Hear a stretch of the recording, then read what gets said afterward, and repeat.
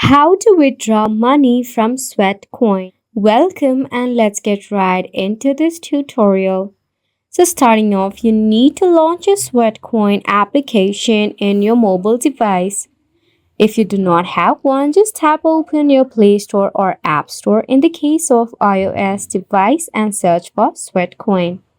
Tap on Install if you have not yet or select on the Open button. Make sure to connect your Google Feed with your Sweatcoin.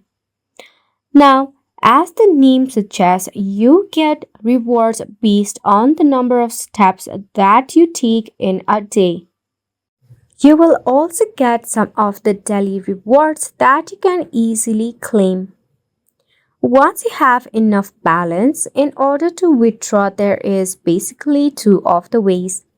At the bottom, you will see a shopping bag icon. Click on it, where you will find various of discounted products and services that you can purchase using your Sweatcoin rewards. Secondly, is to participate in auctions and special offers, in which it includes cash voucher for platforms like PayPal, which you can then use for any other purchases. This is the only way to use your rewards. However, you will not be able to withdraw it as real cash money. And it's a wrap for the video as well. Thank you so much for tuning in.